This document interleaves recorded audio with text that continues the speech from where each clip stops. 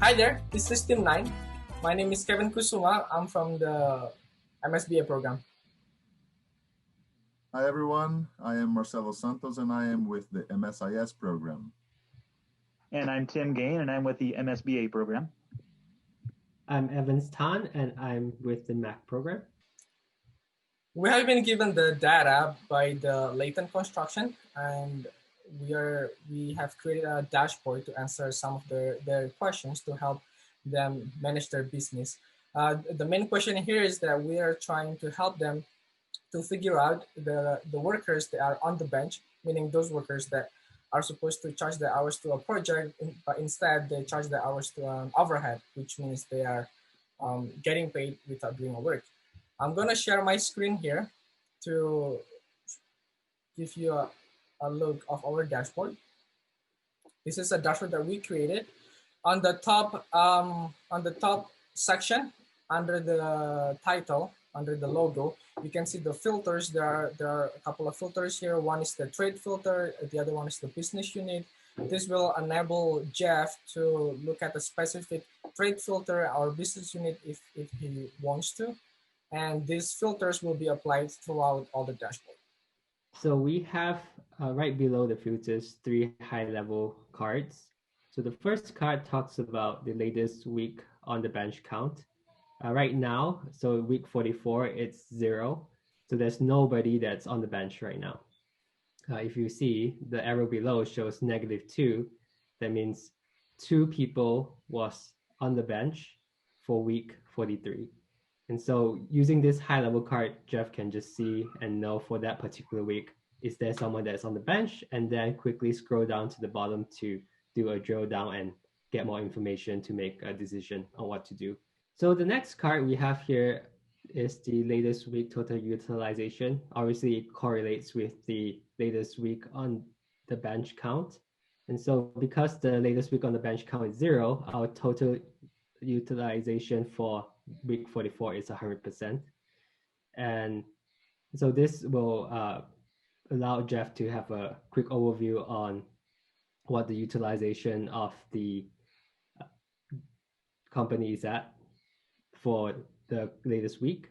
So the third card right here is the latest week cost off on the bench.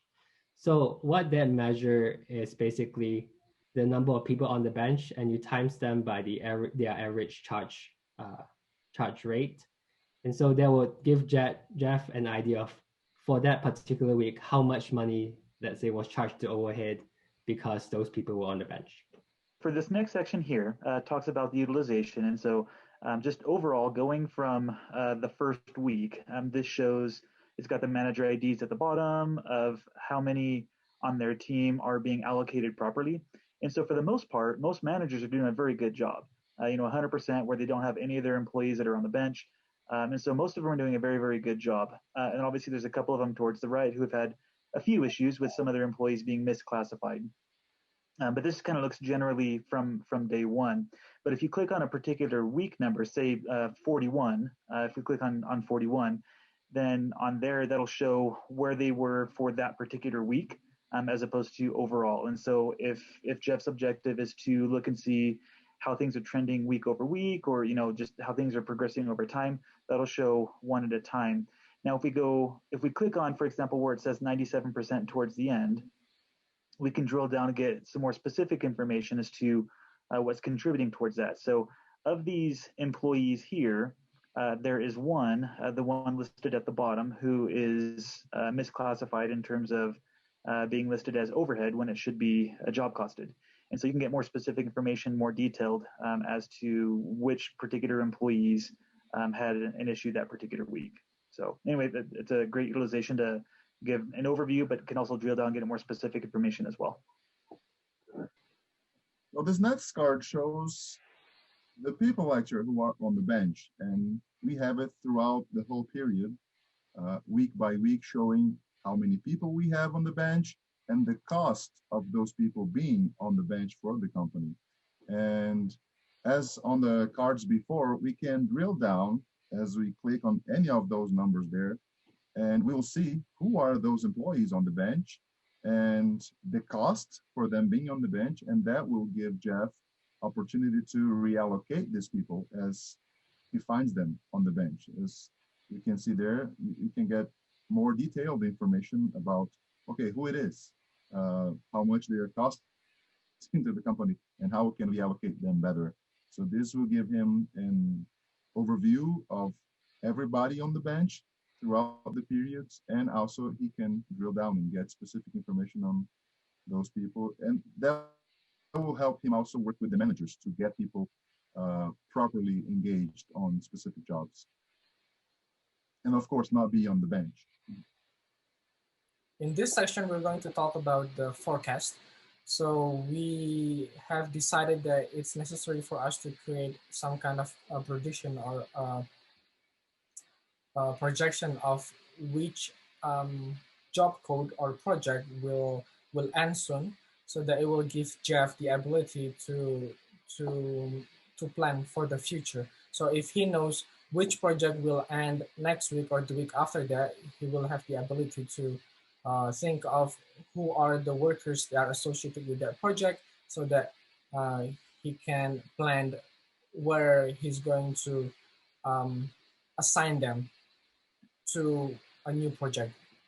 Um, how we calculate the forecast is very simple. We're looking at the left to spend of the job code. So we aggregate all the left to spend by the job code. And then we looked at the average cost that each job code spent by week historically. So we take all the average weekly hours and the cost of it, and then divide the left to spend. So how many what's the budget left divided by the average weekly cost, and then it will give us the how many weeks remain for that project. So for this one, for example, this job code 191009, there is still this about 1,179 dollars left, and because the average weekly cost is about 4,700, there is actually only like a quarter week left. So because at this moment the latest week is 44, so we just um, round it up. So this project will be done within this 45th week, or if you want to look at more like the date that encompasses that week, then uh, the lower date is this November 1st, and November 7th will be the upper date. Um, and then the next card is the count of the project that will end by their week. So for the week 45, there is only one project that will end, and then for the week 47, there are three projects that will end. So this one is going to give Jeff a view of the future, like what project and how many projects will end on what week. So this is going to be super beneficial for him if he wants to plan ahead. Well, thank you all. This is the project we have to show Jeff and help him in making decisions at Layton Construction. We believe it's going to be a great tool for him as he makes decisions, as he actually also reviews the work of the managers and help them to properly use the workforce he has available to him. And thank you all for watching this.